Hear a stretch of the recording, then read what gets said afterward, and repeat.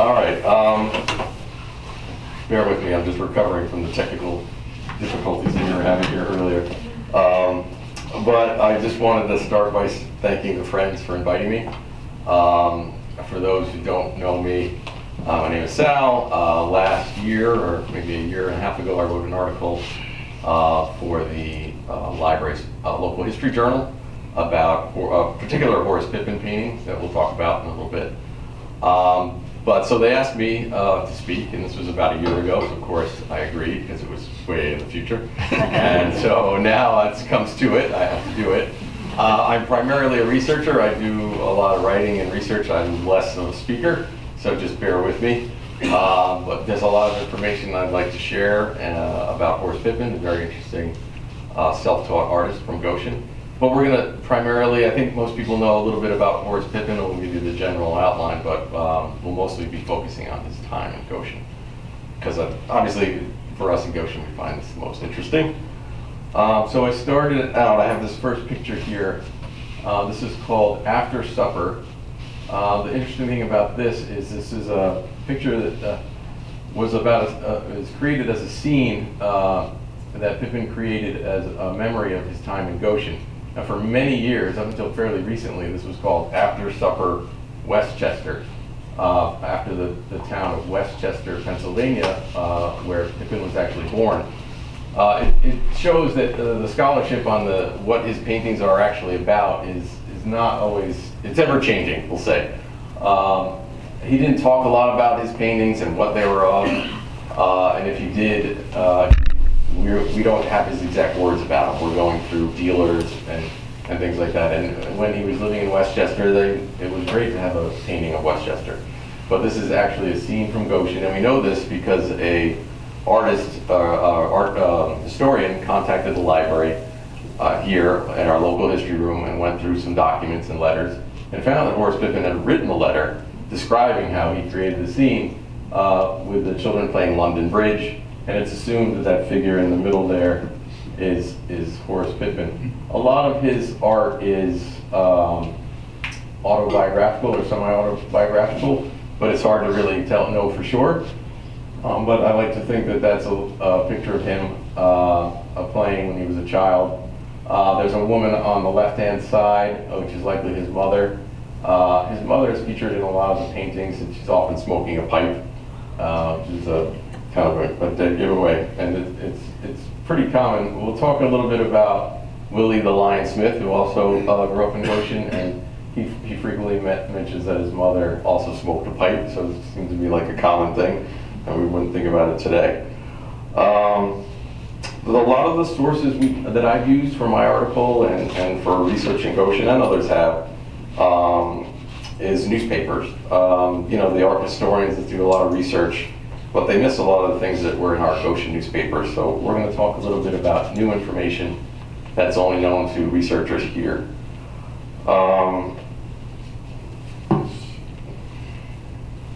This picture is called John Brown Going to His Hanging.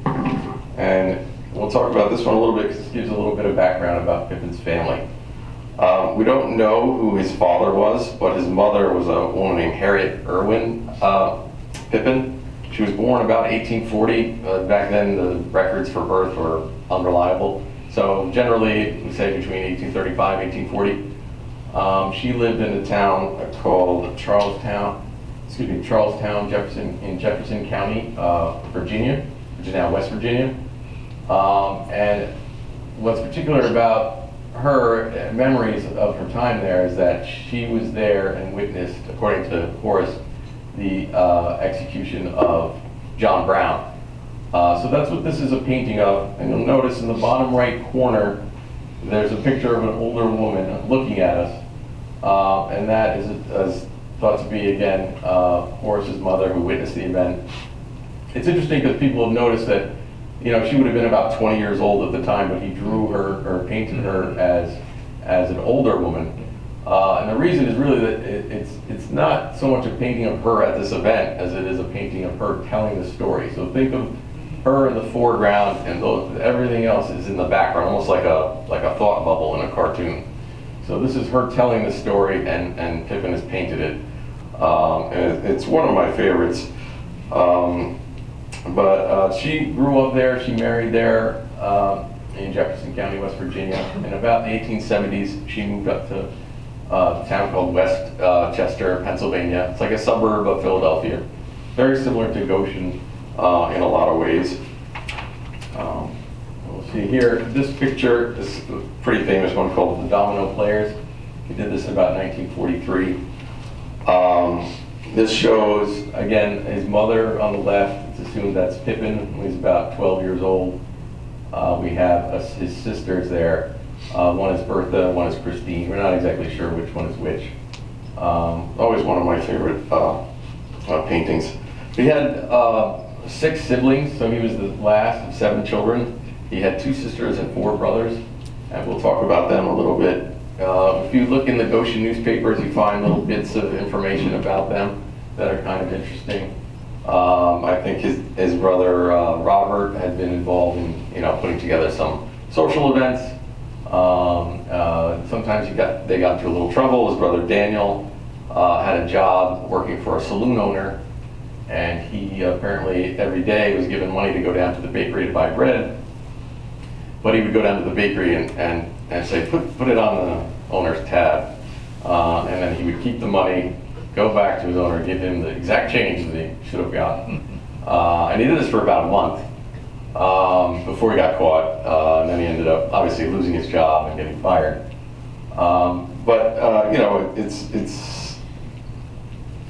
It's one of these things that you kind of see these petty thefts occasionally. Even Horace Pippin himself, when he was 12 years old, got in a little trouble. He stole a sewing machine from one of his neighbors, and obviously they didn't arrest him or anything, but he did have to pay the woman back. And there's a little tidbit about that in the Goshen Independent that hasn't made it into the histories of Horace Pippin just yet, but that's there. That was actually, it's interesting because that was Horace Pippin when he got in trouble for stealing the sewing machine was in February of 1901, so 125 years ago, basically yesterday. And when his brother Daniel was in trouble, that was when Horace was about 10, so a little bit younger.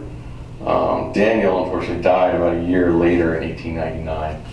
Almost all of Pippin's siblings, all of his siblings deceased him, but most of them, except for his older sister, died fairly young.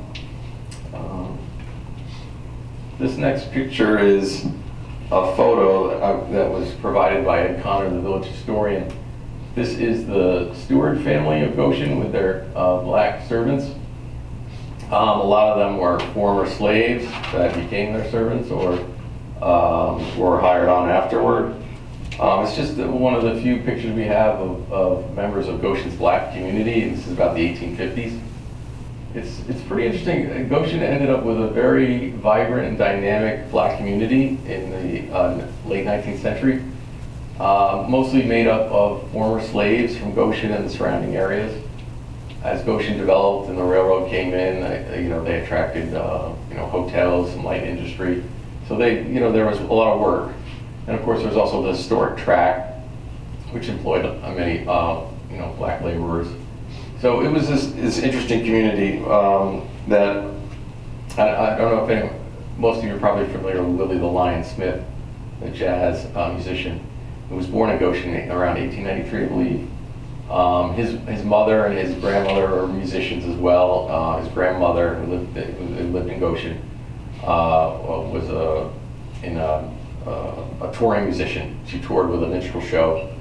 So there was this dynamic community. You had musicians, artisans, a lot of different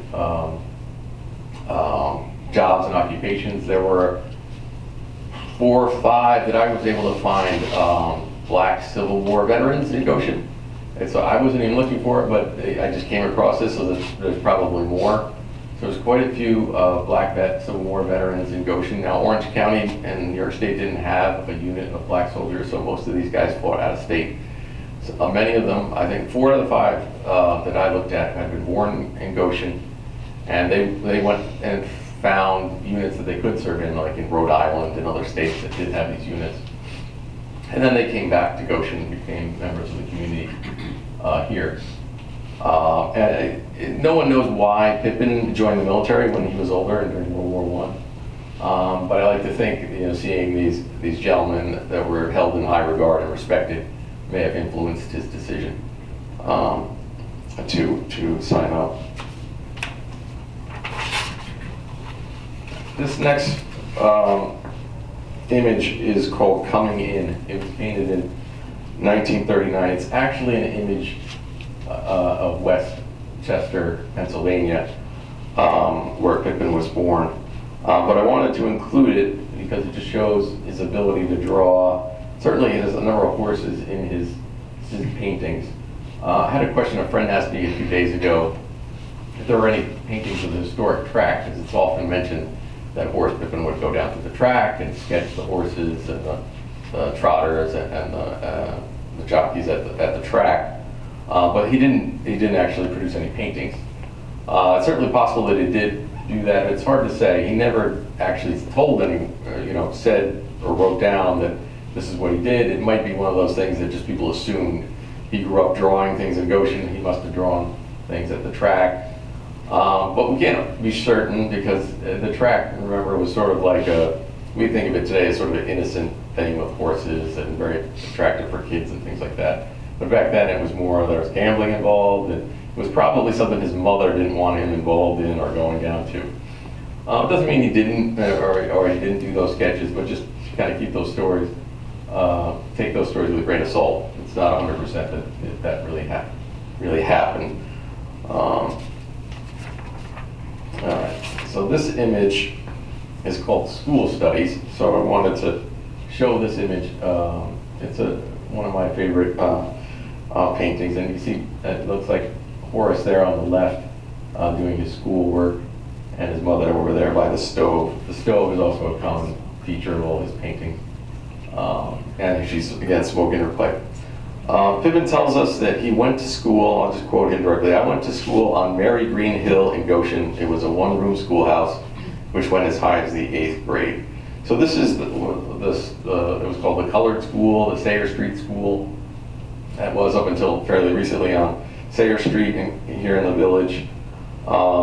We know that he did actually attend the Sayre Street School because there are records in the newspaper. There are witnesses who said he went to that school, even though he doesn't specifically call it that. This idea, he says, "I went to school on Mary Green Hill in Goshen," is interesting because it suggests that hill, where Sayre Street and Prospect Street, that hill that's between Greenwich Avenue and West Main Street, was referred to by Pippin as the Mary Green Hill, and possibly, other people in the neighborhood in Goshen maybe referred to it as that. I was able to find an advertisement for a grocer that was called the Green Hill Grocer, so it's possible, and that was on Greenwich near there. So it's possible Pippin is really telling us the name that was used locally for that area, which is kind of interesting. The school, Sayre Street School, was open until about 1933 for black students. And another interesting newspaper article mentioned that it was closed not to desegregate the schools in Goshen, but according to the school board at the time, was that it was just too expensive. So it was cheaper to close that school and not have separate schools. So that's why they did it, and that was about 1933. Sorry. Pippin tells us a few stories about the time in Goshen. He says, "When I was 7, I began to get in trouble. It happened this way. In spelling, if the word was dog, stove, dishpan, or something like that, I had a sketch of the article at the end of the word. And the results were I would have to stay in after school and finish my lessons the right way. This happened frequently, and I just couldn't help it. The worst part was I would get a beating when I got home, coming home late, regardless of what I was kept in for." Which I found was interesting because I think about how people send text messages and things these days. They always have their little drawings and things like that, so I guess Horace was ahead of his time. It's kind of strange, too, that this teacher had such a problem with it, because the way he describes it is he did actually write the word, he just added the little drawing. But at the time, he was about 7 years old. Around that time, I did see a notice that they added a new teacher to the school, so it's possible maybe his teachers before just let him get away with it, and that year that teacher wasn't having it, and he had to redo his assignments. All right. One of the other frequent stories that Horace would tell back from his childhood, and again, keep in mind, this is from when he was an artist. He wants to tell stories about his art and how he was always an artist, and he was inspired when he was a kid. So most of the stories he tells us are about art. But he says, he was reading a magazine and he saw one of those little advertisements. I even remember some of these from when I was a kid. It would say, show a picture and it'd say, draw this picture and send it in. It's like a contest. And so he sent it in to Chicago, and he came back and he got these crayons. And he was very excited, and he used them all the time. And it was a moment of pride and joy for him that he remembered throughout his life. And he used these crayons for a specific purpose, which we'll talk about in a second. This picture is called Saying Prayers. This is another picture. It's semi-autobiographical. There's a girl and a boy there. Pippin's siblings are all much older. So if his intention was to depict his family, it could be that that's one of his nieces. He had a number of nieces that lived in Goshen that ended up being about the same age. But it's important that remember that Horace Pippin was very religious. He attended church here in Goshen at the St. John's Church, and he frequently painted images of religious scenes. So he tells us the story, which is kind of interesting, of an event at the church. Now, W.E. Du Bois will often explain that the social life of African Americans at the time was centered around the church. So the baptisms, weddings, funerals, fairs, everything happened. These plays, debates, literary exercises. The church was where everything happened, particularly in the black community. They had all sorts of things, and then Goshen newspapers are full of references to these events, including broom drills and other things, which was sort of like a trend in the Victorian period for women to do sort of like mock military exercises with brooms, so it kind of like dancing. So they had events like that at the church. So one of the things they used to do was they would have a festival. So and there's references to these throughout the Goshen newspapers, where they would say, collect things from people to sell at these church events to raise money, either for something at the church, for the pastor, different things like that. So Horace Pippin, he's armed with his new crayons that he won in this contest. He takes some cloth, he cuts them up, he decorates them with these religious scenes, and he decides to donate them to the church to sell them. And so someone apparently comes along while he's out playing with his friends. He notices that someone has purchased these things, so he's ecstatic. He tells his mom, and she's very excited. So Horace, a couple of months later, he's walking down the street, and he says, a woman stops him and says, "Are you Horace Pippin?" And he says, yes ma'am, I am. And she says, did you do those paintings? He calls them tidies in one letter, or doilies in another, with those church decorations on them. And he said, yeah, I did. He said, well, you sure make some bum things. That's what he quotes her as saying. And so she pulls these things out, and they're apparently just white cloth. So she apparently had washed them. And he's like, they're made of crayon. They're made of crayon. It's not my fault. But it's interesting. Here's another religious painting. This is Christ and the Woman of Samaria.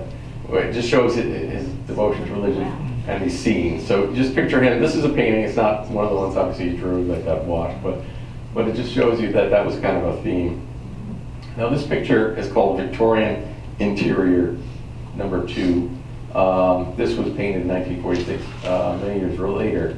But if you look at the chairs there, you'll see on the right-hand side that one chair has some doilies on the back, and over here has two things. And these were referred to in Victorian times as tidies. So basically, they were white piece of cloth, or any color really, but any kind of cloth you put on the chair to protect it from getting dirty. You put them on the arms, put them on the back of the chair. So I find it interesting that he painted this picture, and he's got these white pieces of cloth there, and there's some on the side by the chair. around the time he's telling the story about this woman and how she washed them, it's almost as if he's telling us about this story and what he was really talking about at the time.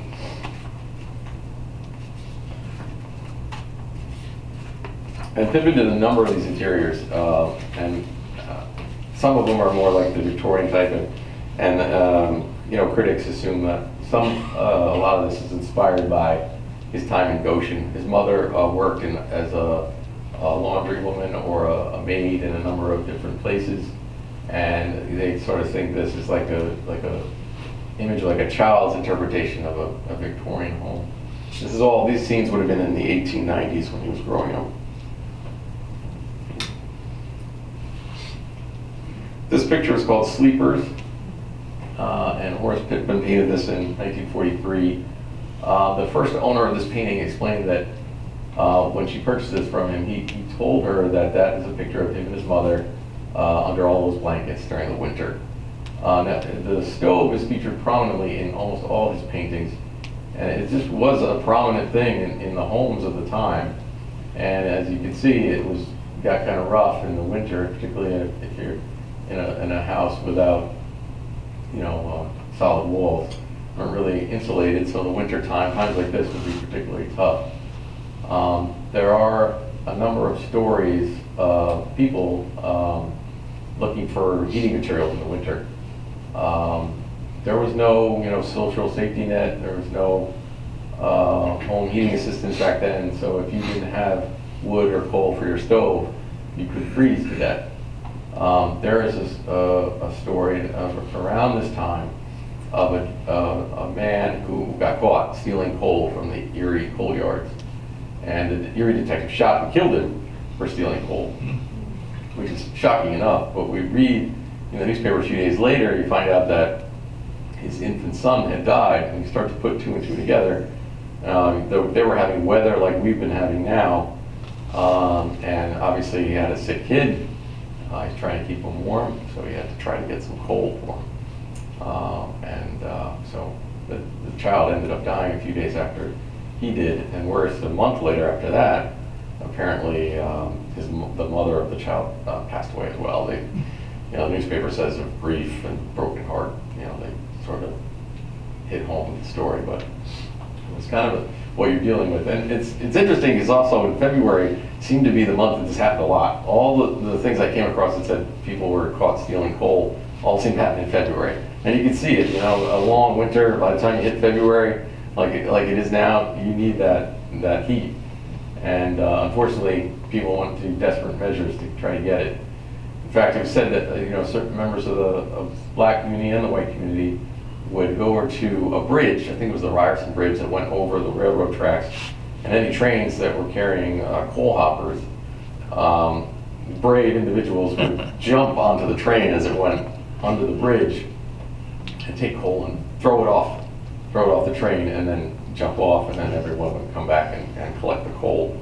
Unfortunately, there's also a number of stories of people, you know, falling right in between the cars, and unfortunately losing. You know, the stories that I saw, there was a few people lost their limbs that way. I'm sure other people had worse outcomes. But it's just sort of that's what we're dealing with this time. This is the late 1890s, early 1900s. There was a lot of poverty, so you just got to keep that in mind, particularly when you're talking about people trying to steal coal or food and things like that. Horace tells us in his biographical writings that when he was about 10 years old, his mother went to the country, he calls it, to work at a hotel, and he went with her, and he went to school out to some schoolhouse in the country here in Goshen. We're not exactly sure where that was, but she was there for about a year. The following year would have been about 1899. She went to Middletown to work in a private family. Now, she didn't take him at this point, so now Pippin, from about 1899 to 1902, was living in Goshen with relatives. We're not sure who. He had, according to the 1900 census, he was living with a brother named Robert at that time. So it's probably either Robert or Christine or one of his other siblings. This is also around the time when his mother wasn't in town and was stealing that sewing machine, so I think that might have been part of the problem, but maybe when she heard about that, she came back. In 1902, when he was 14, he got his first job. He says, at the age of 14, I went to work for Mr. James Garvin on his farm, which was an order of a summer resort. So this would have been about 1902. He went to Middletown to work at this farm. We're lucky enough that we had the O&W Railroad put out a publication trying to promote people to take the train up to the country. And they described this farm. It was about a mile from the train station. What they would do is, they send a wagon or a carriage out to the train station, bring you out to the house. So they accommodated, this place accommodated 35 people. It was in a high, shady location, plenty of milk, vegetables, and eggs from our farm. There's a piano, lawn tennis, excellent water, and reasonable terms. So this was the place that Pippin was working, his first job when he was 14. He tells another story about Mr. Gavin while he was working there. He says, the work at the farm was light and we were done early. After supper one night, Mr. Gavin sat down to read his paper and fell asleep. While he was sleeping, I sketched him and left the paper on the table in the kitchen. He woke up and saw the drawing and asked me if I did it. I said I did. He wanted to send me to school where I could take up drawing, but I left his farm before he had a chance to because my mother was sick and I had to go to Goshen to her. And this was the ending of my school days because I had to hunt for work to take care of my mother. She was living in the old mill house. So yeah, he had to leave and come back to Goshen. And we don't really hear about Mr. Gavin again. And it turns out, I think there was a fire at the farm a few years later. Mr. Gavin at that time had to be carried out of it, so I think he was in a little bit of an older state, and he died a few years after that. Now Pippin mentions this at the end. He says that his mother was living in the old mill house, and people have kind of just glossed over that, thinking it was just a old mill house. But as it turns out, there was a place in Goshen called the Old Mill House, and that was located,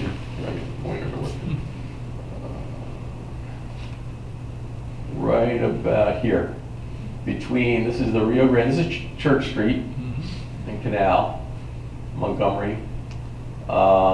This is the Rio Grande, and these are the old railroad tracks that went out to Montgomery, the Montgomery branch of the Erie Railroad. So think about, I think it's called Mike Nuzzley's Way, the road out to the DPW, and Quick Check would be kind of like over here, and the Long Player Stereo building would be over here. So this is where, as we would expect, it's by the stream here, the old mill. Now we don't know much about this history of this old mill. It probably dates back to the early Republic or maybe even before then. But by Horace Pippin's time, even in the 1880s, people complained about the conditions of this. They called it a tenement. They called it overcrowded and rundown rookery on Church Street. And so what would end up happening is that the owner of this property could no longer rent it out. It just wasn't fit. But unfortunately, people in desperate measures would go and live in it and squat. So this is where Horace Pippin's mother was staying at this time. This building was also around this time slated for demolition. So it's not probably likely that Horace had to come back, just not only to help his mother because she was sick, but also find her a place to live. This is a 1900 Sanborn fire map, and they do them every couple of years. So if you look on the 1905 one, that building is gone. It's been torn down. And at this point, Horace Pippin's mother is about 60 years old, and so she's not really able to work anymore. She worked all her life, so he kind of has to take it upon himself to support her. All right, so he gets his first job. He said, I'm 15 years old, my first job was unloading coal at the coal yard. So there was a coal yard in the back of Greenwich Street near the Erie Railroad Depot. And it was really Horace's first full-time job. Now he's not just working in the summers at a boarding house, this is like full-time work. Obviously, he ended up working there and then delivering coal. He says, I went from the coal yard to a feed store and from job to job until I heard that they wanted a porter at the St. Elmo Motel. And I got a job as a porter, and I'm now 18 years old. Some of my friends told me after hearing when I was going to work that I would stay there 3 weeks, but I was there for 7 years. So he's pretty proud of this job. This is the St. Elmo Motel, and that's the railroad depot there. So the motel is basically like think about where the post office was. Now, being a hotel porter, it's a physical job, but Horace Pippin was a big guy, big, strong guy. It was a desirable position for members of the black community. To be a hotel porter, it gave you some, dignity. The hotel porters in Goshen actually formed sort of like a union, a society. They would have meetings and put on balls and events and things like that. So we imagine Horace Pippin was part of that. But it was a tough job, and often Horace found himself dealing with unruly patrons of the bar and things like that. And also, it was around this time, he started working there in 1907. In 1908, his mother passed away. A few months later, his brother Robert, at age 34, passed away of pneumonia. So a lot of his support system was sort of falling away.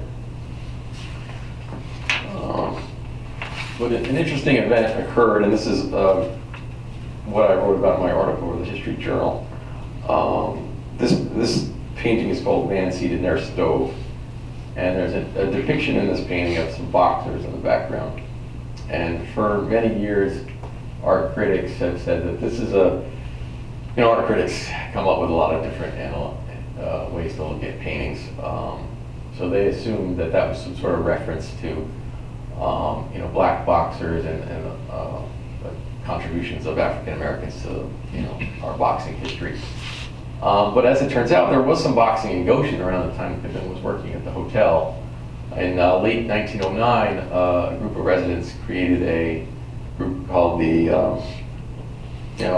People's Athletic Association, and they started putting on boxing matches. Essentially, they built the ring and had the whole nine.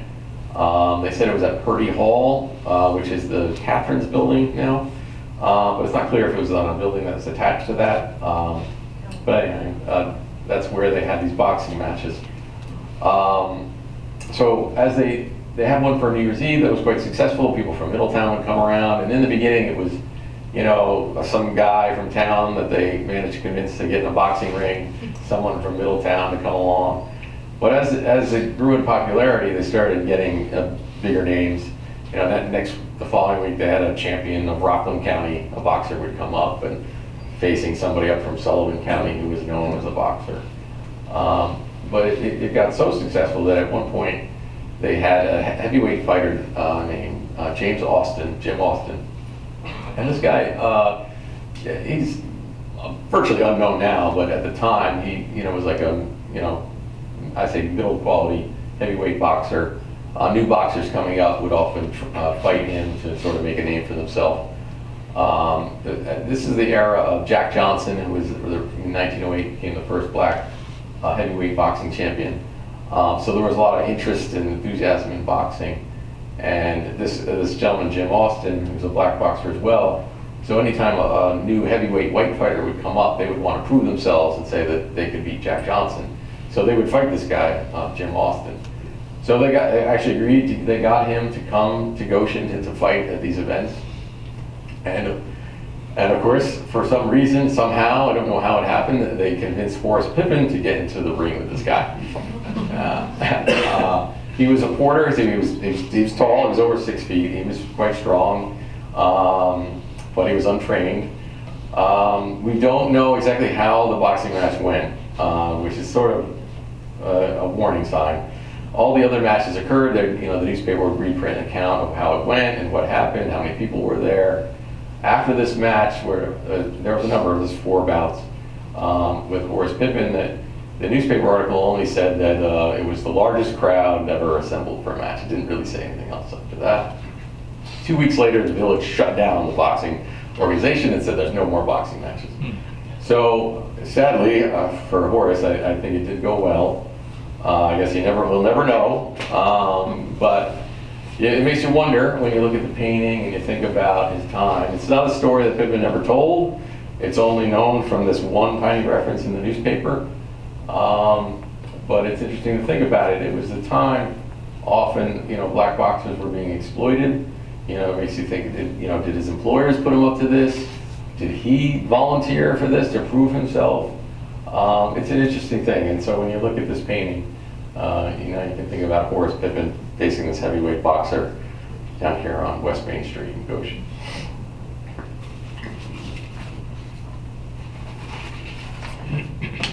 Now his job continued to be a little bit of a problem for him. Horace Pippin, when you're a porter, you're carrying luggage, you're dealing with hotel guests, and sometimes that can be a little bit tricky.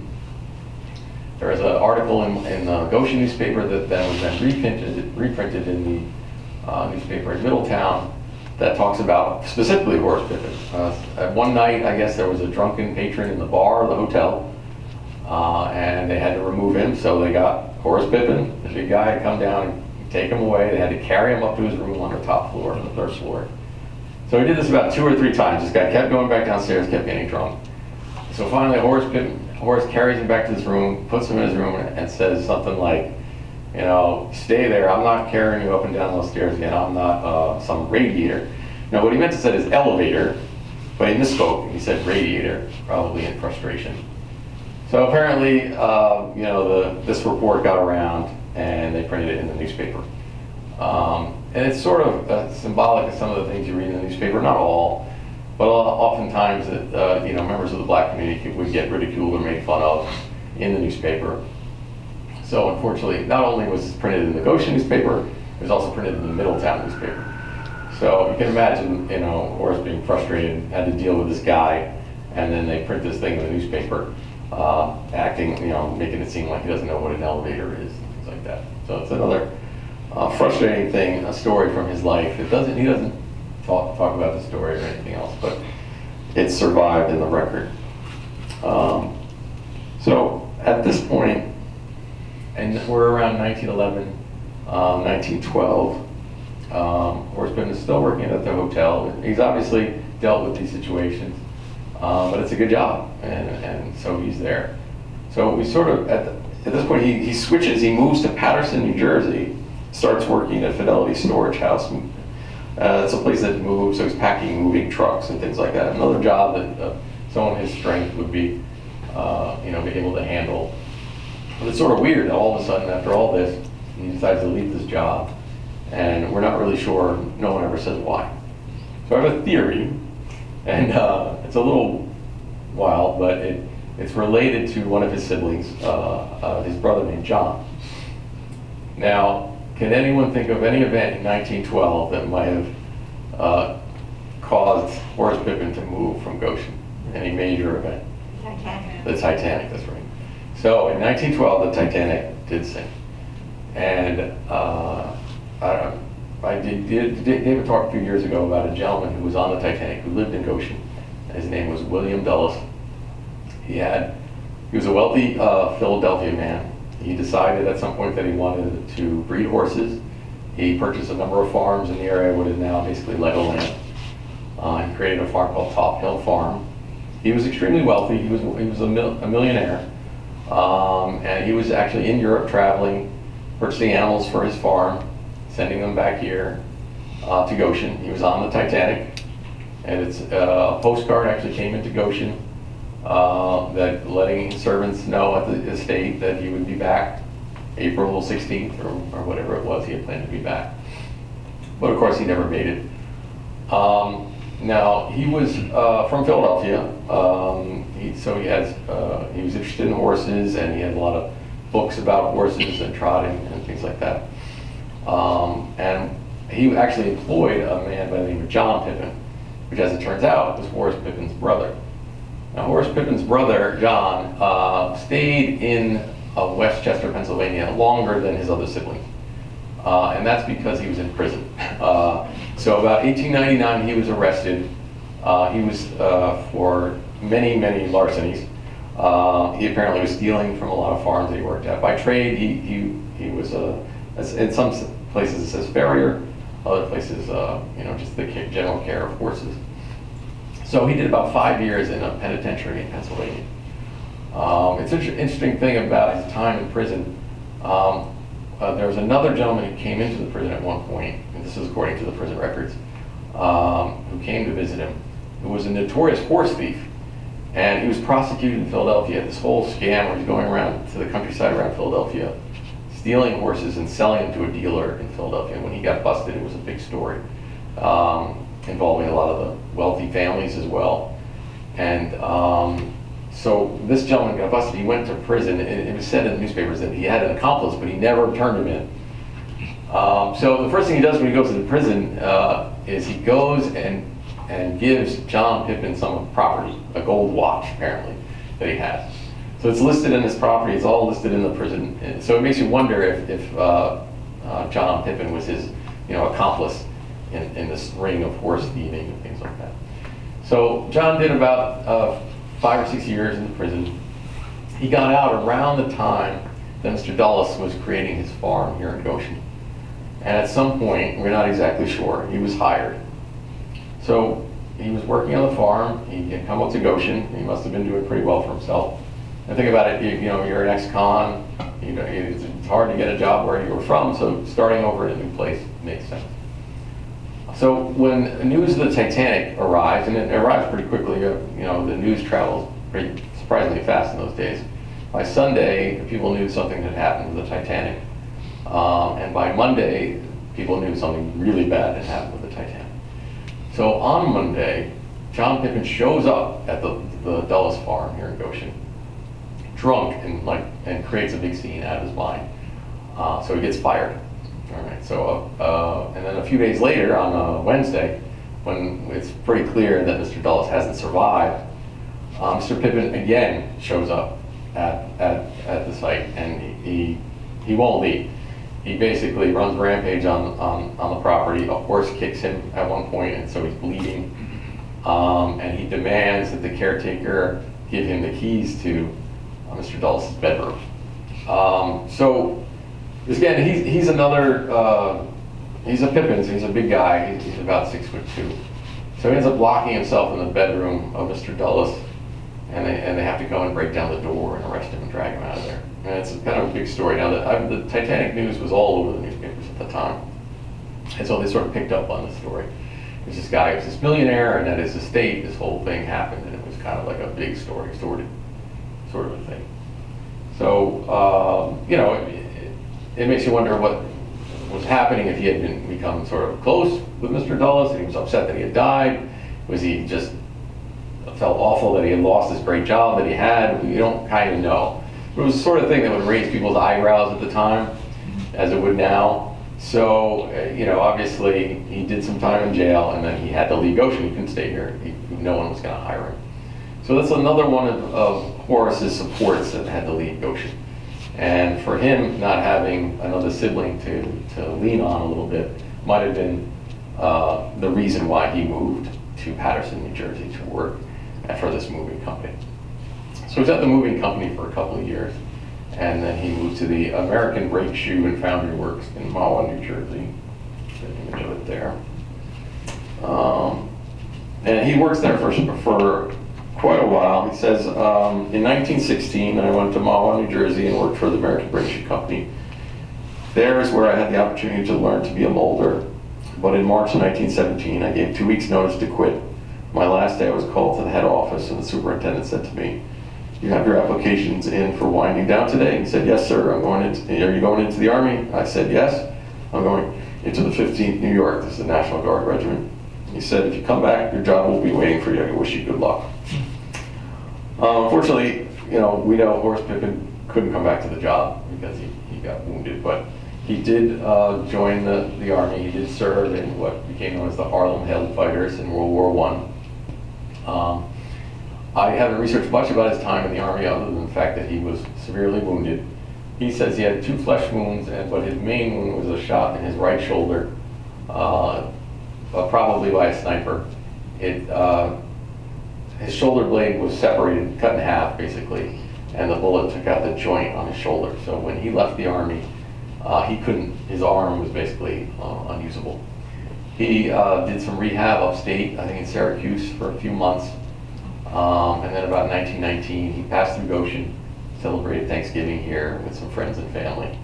and then he was back down in New Jersey. A few years later, he marries. He moves, of all places, back to the town of where he was born, of Westchester in Pennsylvania. And he sort of lives his life in relative obscurity. But as time goes on, he tries to use his arm a little bit more, and he finds that he can prop it up with his left hand so that he can do some painting and other things with it. He starts by using like a hot poker and sort of burning images onto wood. He basically uses like old wood pieces of old shelving and things he has laying around. And then eventually he tries to paint in the same way, and so he does these burnt wood panels and paints. One of his first paintings is this painting here. It's called The End of War, Starting Home. It's done. Basically, he worked on this for about 3 years, from 1930 to 1933. And it's interesting, you can see that frame, that's all like relief work that he created around it. And the painting, and it was a slow and steady progress. But this started to train his arm. He got some strength back in his arm by doing this. And it enabled him to start doing more and more painting. He doesn't come back until about 1925. And when he does that for his funeral of his sister Christine, who's his last sibling. But while he's here, he notices that some of the homes in the area where he used to live have been demolished. He gets a little bit nostalgic. And so he does a little drawing of a scene. And then eventually, around 1935, he does a picture of that. And that is that first picture that we saw, that after supper picture with the kids playing London Bridge in the backyard. So, but in between, as he's doing, he starts becoming, he's discovered as a painter, and he starts painting more and more pictures. He gets a little bit nostalgic about his time in Goshen. And he does a number of these interiors, which we saw a few of. And they're significant in a lot of ways. Cornell West pointed out that Pippin celebrated the extraordinariness and rich experiences of ordinary black citizens in Goshen and the places that he lived. So it's kind of unique that we have this sort of like a window into the lives of Goshen's black people, Goshen's black citizens in the 1890s, early 1900s that we wouldn't, have. So some critics even think that he was doing this purposely, sort of like a preservation. You can see that a little bit. It's a little bit semi-autographical, somewhat historically significant. And so I'll end with this painting is called The Milkman of Goshen. It was towards the end, one of the last paintings that he did of Goshen. He sent a letter to the library about it. And this is a similar scene as the one after summer. It's like basically like the same houses, but this is like the front, whereas that picture is in the back. And Horace Pippin's family lived generally in that area of West Main out towards St. John's Cemetery. So he did move around in a couple other places in the village, but that's mostly where he lived when he grew up, and his neighbors and friends lived. So in a lot of ways, we're lucky that we had such a prominent artist live in Goshen, because he gives us all this insight and information, and it's pretty darn good pictures. And so he did in his later years, reach out to friends and family that he had. Not so much family. He didn't really have any family left in Goshen, but friends.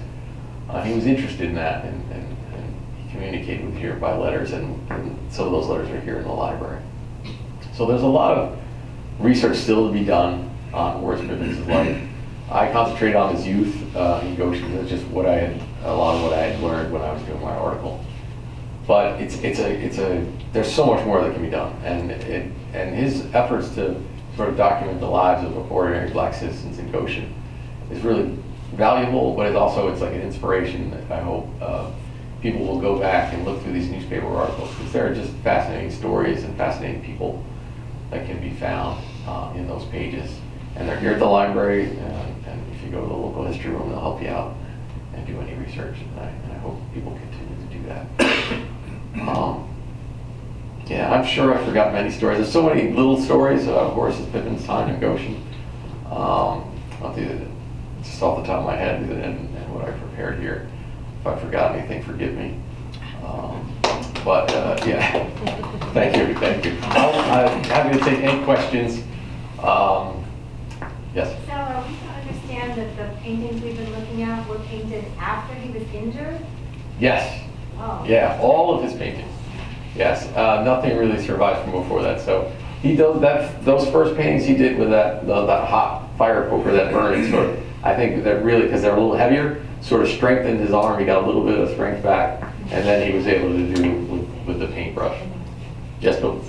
As I understand it, he didn't do any paintings on canvas or wood until he was over 40, though he had done drawings when he was younger.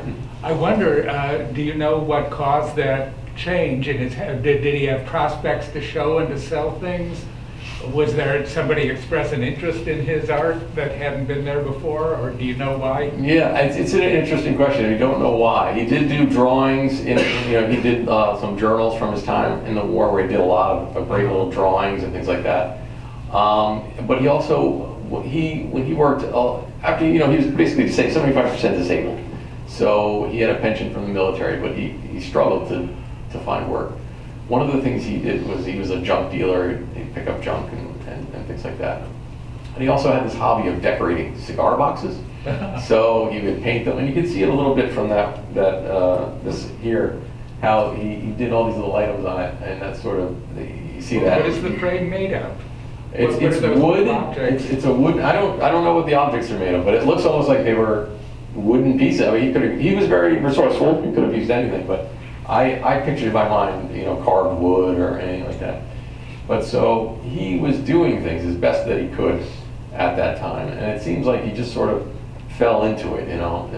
Using the fire. He says he has this idea to use this fire poker, and then from there, I think it kind of went. And so we did this a few times, and he gave a painting to someone in Westchester, where he lived, and an art critic happened to pass by and see it, and that's sort of the rest is history. But otherwise he was... He had that big show, what, 36 or something, was it in the Metropolitan? Exactly, Yeah. Yes, he had a show at the Metropolitan. That's national prominence right there. Yes, yeah. Yes, sir? His style is, I guess, referred to as sort of like Grandma Moses, like quote, primitive, close quote.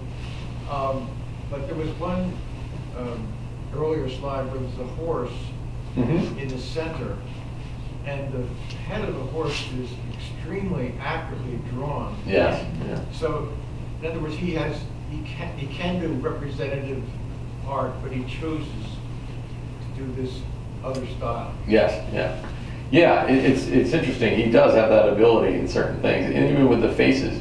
There's some faces in some of the paintings that are amazing and unique. In others, he doesn't do much with the faces. It's very just limited. So he has that skill, but he doesn't always use it. And it's interesting. They were, at the time when he was being promoted, it was sort of like, he was a black artist, which was sort of unique. So they would refer to him as sort of like a primitive or folk artist or things like that. But now the trend is really to just describe him for what he was, which is self-taught. He's a self-taught artist. He learned this all his own. He never went to school for art. This is all things that he discovered, his techniques, everything he did on his own. Later times he did speak with other artists about different methods, but he was pretty consistent in that he used his own style. So, and there's tons of academic articles and things like that about his technique and how he did that sort of thing. Sal, the proclamation from the villages behind us, it's on the floor. Oh, behind that picture there? That's a problem. And then the other thing I read, and I know they have a historical marker in front of the AUMP church, which I've never stopped to read, so I'm not sure what it says, but in one of the articles that I had, they lived in that church. It was a house at one time. And I never knew that. Yeah, well, I think that church, the brick church you're talking about, right? The AUMP church. The AUMP church, they had a separate structure when Horace Pippin was younger. Okay. That was closer to, right, and it was by the intersection with Clouds Avenue, maybe, on West Main, excuse me. Where the apartments are. Yes, exactly. And so that was where the church that he attended. Now that congregation moved in to that brick church later, and I believe that was the Presbyterian church's quote-unquote colored mission.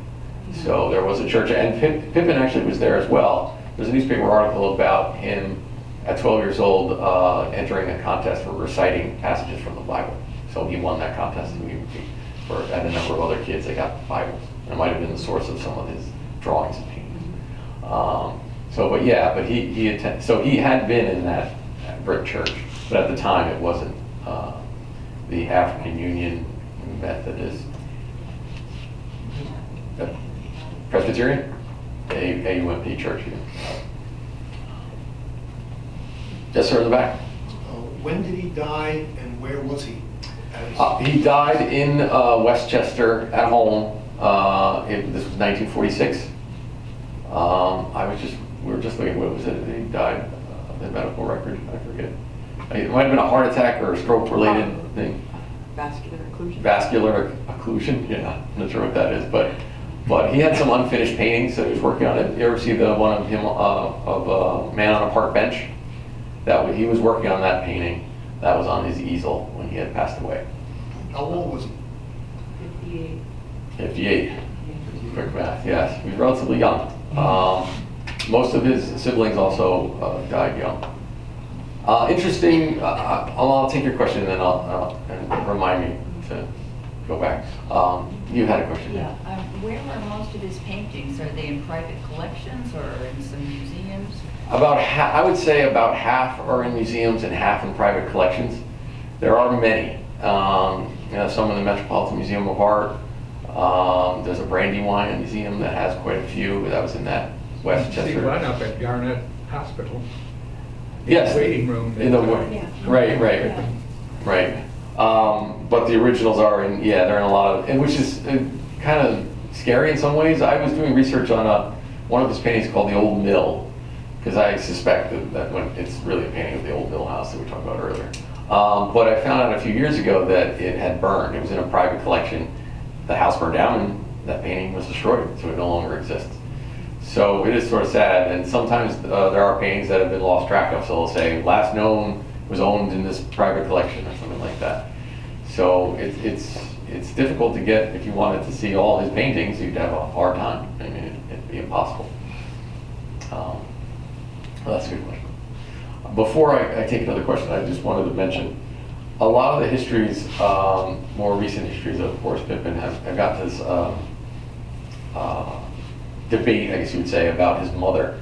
His mother, Harriet Pippin, was born in around 1840, say 1835, 1840, and he was born in 1888, roughly, as much as you can. There's no birth certificates in his county where he was born at that time. So a lot of historians have looked at that, and that would say when he was born, his mother would have been about 48, 50.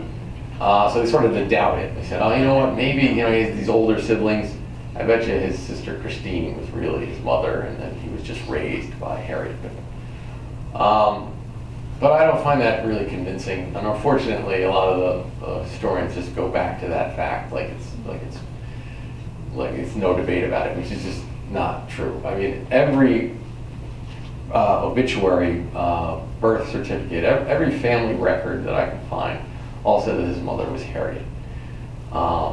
People say it's not biologically possible, and I just think, I hate to say it, but I think it just comes down to race. Everyone's familiar with William and Sarah Bull, right? They had 12 children. Her last child was born when she was a few days shy of her 52nd birthday. And no one says, you know what, that's impossible. That never could have happened. No, so there's no debate about it. There are cases where people's grandparents raise a child of a grandchild of one of their children who has a child young. It happens, certainly. But there's no evidence to suggest it. It's just a guess that someone made, and then people ran with it. And it's just been hanging around there for a while. Are there any relatives alive? He didn't have any children, and I haven't really looked into it, but I know historians in the past have sort of tried to go through nieces and nephews, and I haven't heard of anyone finding any, but there might be some cousins or things out there. You got a question? That's all. Okay. I'm sorry. Anyone else? Yes. I was just gonna say, there's a children's biography called A Splash of Red. Yes. That seems to indicate that he liked to add a splash of red Yes. in all of his paintings. Yes, it is kind of fascinating. A lot of the ones I have didn't have much red in, but you can see them here and there, and it really pops in some ways. He uses them in some of them. You see often in the stove sometimes a fire going. Some critics said this almost looks angry. He does use that red a lot, and especially associated with the stoves. The stoves are kind of like this life-saving thing for many people, and symbolic in a lot of ways. There's a story actually of a neighbor of Horace Pippin's, an 8-year-old girl, same age as him, who was loading wood in one of these stoves, and the wood fell out, caught her dress on fire. Unfortunately, she was burned to death. But so it's sort of like this is the center of the home and the hearth. These were a very important part of life. But he often that red in the stove where it pops. And he does often the kerchiefs, the rugs. The Splash of Red is a good name. And I've heard about that book. I haven't actually seen it, but it would be a good one for the library to have it there. Oh, there you go. There it is. Yeah, if anyone. I thought it was great. You know what? There's a really good afterward in it where they give, it lists all the places where his paintings are. Oh, see, that's great. And it also tells other, like some videos and other sources of information about it. I thought it was good. Also, a children's book is always on my reading level. I could learn a lot very quickly. Yeah. And they show in here a lot of his paintings, and you see the red. I was looking at it because that was the thing I remembered from the book, is there's always a little bit of red in a lot of the paintings. So you're always kind of looking out for it. I was watching. Yeah. Is that your personal copy, or did you get that No, from belongs to this library. I'm going to bring it back now. I've had it out for a long time. When I Yeah. knew you were coming, I checked it out. Oh, yeah. I'm going to bring it back this All right. time. Well, if anybody wants to get that later, yeah, that's great. The Yes. book that I'm giving you has a whole thing in the back. Where? It lists every painting, the year, and there's 2 different areas, chronological, and then there's a number like the index. Oh, so Because fine. this particular painting is number 3. Yeah. Holy Mountain. I In the believe, one number 3. section in the index, it doesn't even mention it, but then you go to another section where it lists all the paintings, and it does mention number 3. Oh, that's great. I think it's the Holy City. Holy Mountain. I think Holy Mountain number 3. Yeah. Yeah. I mean, I'm not an expert on all his paintings. I just really kind of did the research thing. But you could spend a lot of time finding all these great paintings that he did, and then sort of thinking about, oh, is this Goshen inspired, or there's a great painting he did of a quartet singers on the street, and there's a little image of a stone church steeple in the background. I'm like, wow, this looks like Goshen. It's got to be Goshen. But I saw a picture of a church in Westchester that looks exactly like that. So it's pretty clear. But it could be. I mean, you just look at it. It's such great. All his stuff I really enjoy. It's really great. Jim. The market value of art fluctuates, but have you noticed any prices? Did you notice any prices on his art? Oh, my article the I did on the man seated by the stove. I did have the price of but I can't remember what. I can get you that information, but I can't remember. I think it was over 100,000 for that particular one. Yeah, and some have gone for more. Certain museums like the Brandywine have collections try to acquire when things come up for sale. It's very rare, but the ones in private collection do get sold sometimes.